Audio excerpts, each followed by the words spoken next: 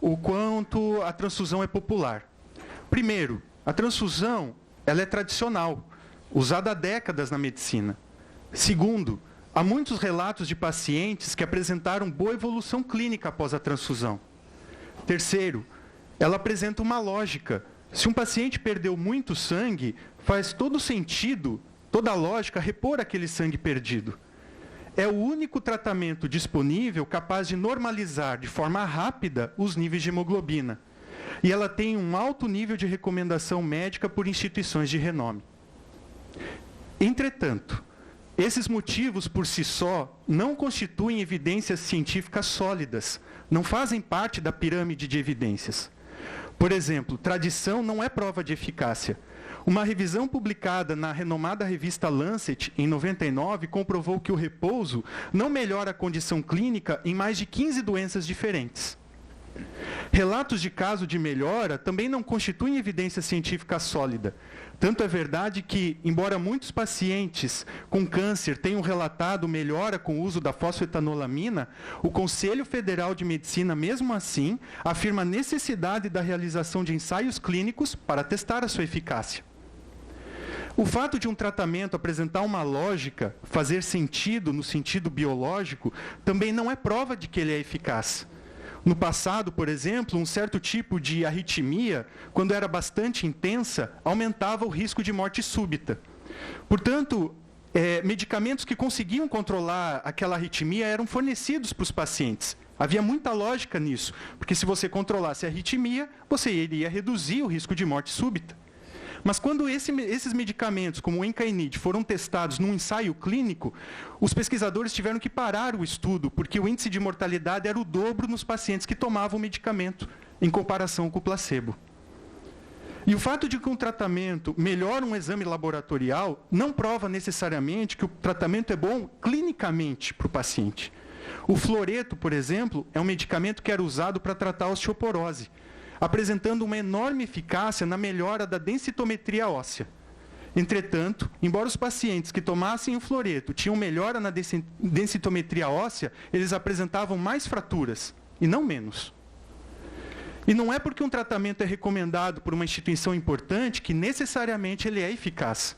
A Organização Mundial da Saúde considera o Tamiflu um medicamento essencial para o tratamento da gripe H1N1.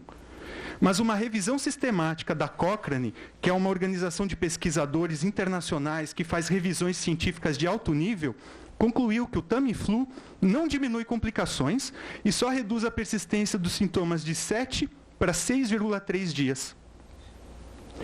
Portanto, tradição, relatos de caso, lógica, melhora de exame, como hemoglobina, recomendação por grandes instituições, não são provas científicas sólidas da eficácia de um tratamento. É urgente uma reavaliação da eficácia da transfusão sob a luz da medicina baseada em evidências, ou seja, à luz dos estudos científicos, como os ensaios clínicos, que avaliaram a redução real na taxa da mortalidade. E que evidências nós temos hoje dessa eficácia? Conforme mencionado pelo professor Carlson em 2008, na revista Critical Care Medicine, a transfusão jamais foi testada num ensaio clínico randomizado comparado com placebo. Esse é o estudo primário de maior evidência científica, o mesmo tipo de estudo que o Conselho Federal de Medicina agora exige da fosfetanolamina. Como esses ensaios clínicos fazem parte dos testes de segurança e eficácia exigidos pela FDA, similar à Anvisa dos Estados Unidos, Kumar, em 2009, afirma que a transfusão jamais passou por esses testes. Portanto, como que um médico pode ser processado se ele evitou usar um tratamento que jamais passou pelos testes de segurança e eficácia da FDA? Embora nós não tenhamos ensaios clínicos comparando transfusão com placebo, o que nós temos são ensaios clínicos comparando transfusão liberal, onde se dá mais sangue para manter a hemoglobina acima de 10, versus uma mais restritiva, onde se dá menos sangue para manter a hemoglobina acima de 7, pelo menos.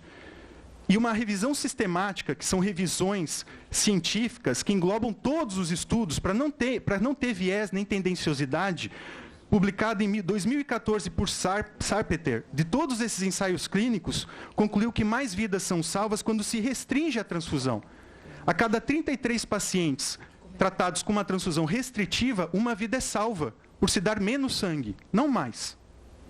E uma revisão sistemática de estudos observacionais, que tem um nível de evidência menor que esses ensaios clínicos randomizados, publicada em 2008 por Merrick, encontrou 45 estudos que já foram feitos comparando transfusão versus não transfusão.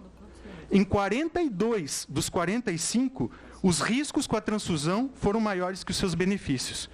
Embora esses estudos observacionais não tenham o mesmo nível de evidência dos ensaios clínicos, esse é um dado muito preocupante. É claro que o fato de não haver evidências científicas de alto nível da eficácia da transfusão não significa que ela não poderia beneficiar clinicamente certos pacientes, pois ausência de evidência não é o mesmo que evidência de ausência. No entanto, a própria organização Cochrane reconhece que existe uma notável escassez de evidência de ensaios clínicos sobre quais tipos de pacientes poderiam se beneficiar eventualmente de uma transfusão. Segundo a medicina baseada em evidências, a melhor prática médica é uma combinação de julgamento clínico do médico, evidências científicas sólidas e os valores do paciente que está na sua frente. Cabe ao médico informar essa escassez de evidências científicas sobre a transfusão, os seus riscos, para que daí o paciente, adequadamente informado e esclarecido, possa realmente alcançar as melhores decisões de saúde. Se alguém depois quiser obter esses artigos científicos que eu citei aqui, eu terei maior prazer de distribuir esses ou outros, tá? Muito obrigado.